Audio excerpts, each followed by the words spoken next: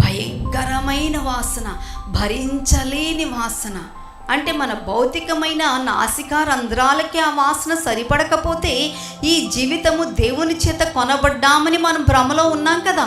ఈ జీవితంలో నుండి వచ్చే దుర్వాసన పరలోకానికి ఎగిసి వెళుతూ ఆ పరిశుద్ధుడైన దేవుడు భరించలేనంతగా ఉందేమో.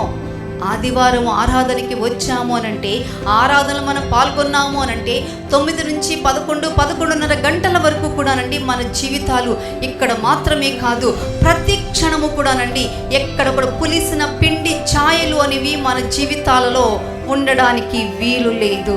ఇక్కడ దేవుని యొక్క ఆత్మ మాట్లాడుతుంది, గమనించండి. పులిసిన పిండి కొంచెమైనప్పటికీ కూడా అది ముద్దంతా కూడా పులియ చేస్తుంది. అందుకని దేవుడిచ్చిన ఆజ్ఞను ఎవ్వరు కూడానండి తేలికగా తీసుకోవడానికి వీల్లేదు. చిన్న కాంప్రమైజ్ కూడా పెద్ద నష్టానికి దారి తీస్తుంది.